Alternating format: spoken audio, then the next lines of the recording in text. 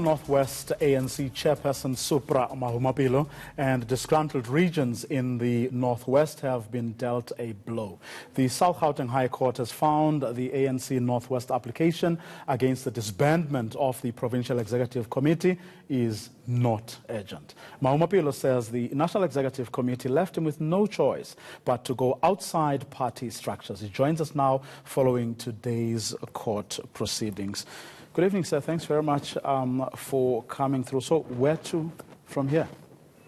Hi, Voyo. Thank you very much, and the viewers at home. Well, the court said the matter is not urgent and therefore is struck off the roll. It doesn't that the matter is off the table. It's not the end of the matter. So we have instructed our legal representatives to make sure that we do another application immediately. We have already signed that. So in the next 7 to 10 days, we should be back in court. Now, why did you go outside of ANC structures? What did you mean when you said you were left with no choice? I never said I'm left with no choice. What I said is that it is a requirement within the ANC that you exhaust all the internal mechanisms. Have you? Now, if it is the National Executive Committee, which is the highest decision-making body in between conferences, that takes a decision that does not make members of the ANC happy, the only option you are left with is basically the next National General Council and the next National Conference. So we thought it prudent that to arrest the situation which is getting out of control, and I must say we are not challenging the ANC here. We are challenging the manner in which the NEC has arrived at the decision to dissolve the PCC. What's the difference? We should, there is a huge difference. What is it? The ANC is an institution, it's an organization, revolutionary movement, legal persona. And if we manage the affairs of the ANC in a manner that is inconsistent with the Constitution and prescripts of our principles, we can't leave the matter unattended. Therefore, what we are trying to attend to here... But the people you are challenging are the people who were elected by the ANC membership to, in between conferences, take decisions on behalf of the organization. You can't make an artificial distinction between the National Executive Committee and this ANC structure. It's not artificial. It doesn't mean that if you're elected as the highest decision-making body in between conferences, you can flout the Constitution, you can disregard. Is that what you believe they have done? Of course. They've flouted the Constitution. Of course. This is what has happened, and we are going to demonstrate this in the court. We are not questioning the right of the NEC to take such a decision, their power. We're not questioning that. We are questioning the process which the NEC embarked upon to arrive at a decision. Now, if you are building unity and organizational renewal, which is our responsibility, all of us, you can't be cutting corners. You should be making sure that everybody is taken on board. You take your time. The PC, for instance, is left with 4 or 5 months to go to the conference. Why rush to dissolve the structure? So you are not disputing the assertion that these branches were dysfunctional. You are just disputing the way the NEC went about taking that decision. No, that is the second matter we are disputing, because these branches that in the papers the leadership of the ANC were dysfunctional participated at the conference and elected them. Now, but you don't think that they could have existed legally, but they could have still been dysfunctional, why allow them to participate in a conference? That's expediency. You see that you are non-functional, you allow me to elect you. As soon as you are elected, then you say you are dysfunctional and I get rid of you. But you didn't answer that question because you were in charge of those, you were in charge of that province. You are the one who should in fact be answering those questions. It's not true that they were non-functional.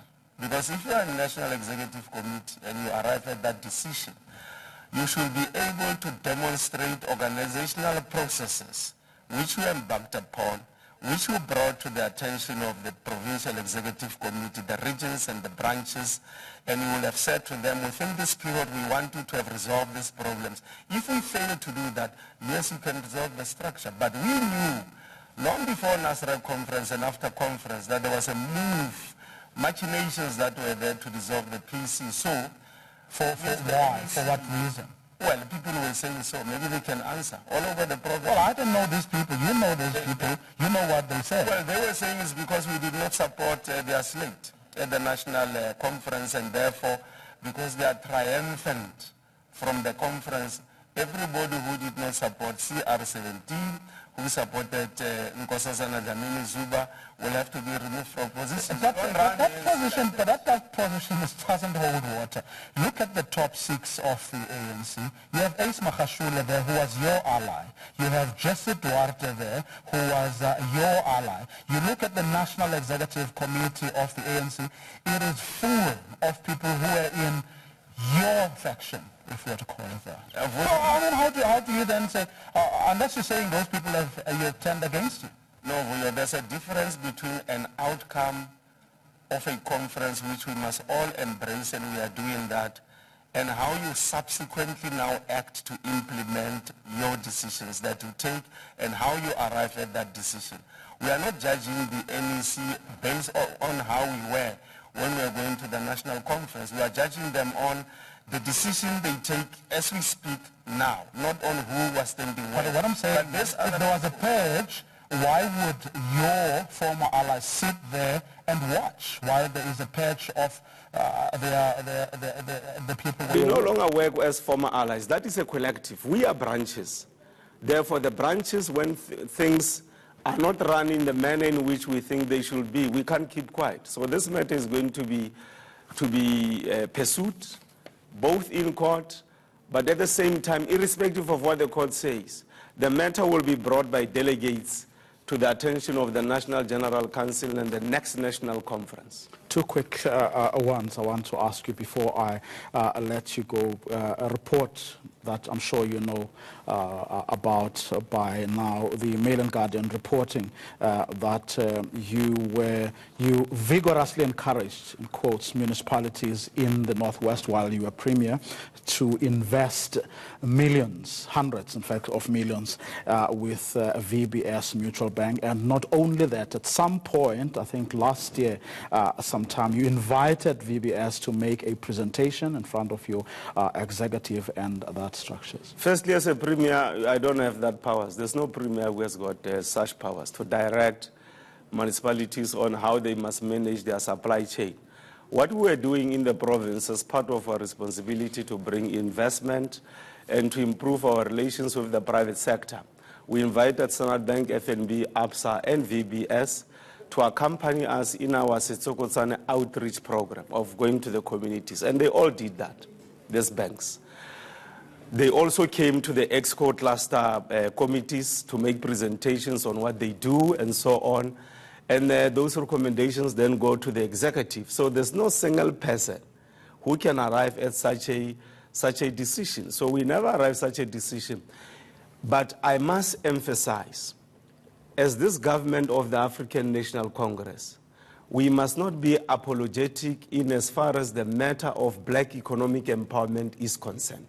Man, it doesn't mean that if things go wrong in effecting policies of black economic empowerment, we must now abandon black economic empowerment. But this is those not who did not run things properly. Mr. Mahumapelo, this is not about black economic empowerment. No, I'm saying, this is, as the Deputy Governor of the Reserve Bank called it in Parliament this week, this was a Ponzi scheme. No, I'm telling you, people making fake deposits only to make withdrawals, and they were distributing the money among themselves. Yes, what I'm saying is what we did as the province, right? What we did as the province, we said we must support black economic empowerment. But this was not black economic empowerment. And I'm still saying we need a black African bank here in this particular country. Whether things will go right in future or not, that is immaterial. So I'm saying at no point did I instruct anybody to invest with VBS. We simply called these banks, including all of them, as I've said, to come and market themselves. Knowing what you know now, what has been revealed, do you still maintain that it was a right decision? In any institution, you take a decision, you implement it. If the implementers flouted the law, they must face the consequences of their actions without any fear, favor, or prejudice. One quick one. Any thoughts on the decision by the court today to get former President Jacob Zuma to pay his own legal costs? Well, we are a law-abiding citizen, all of us. We should be respecting the rule of law. And if the courts arrive at such decisions, I'm sure it will be up to President Zuma to say how does he deal with that matter going forward. But it's an unfortunate decision. You don't think that he too is being hounded out as some of the branches that supported you? Well, there's a rule of law in this particular country, and the judiciary is independent. We say so in the Constitution. So we must live with the consequences of our decisions which are in the Constitution of the Republic. Mr. Mahumapelo, as always, thanks very much for coming through. Thank you. Supra Mahumapelo, he's the former Premier and ANC North West Chairperson.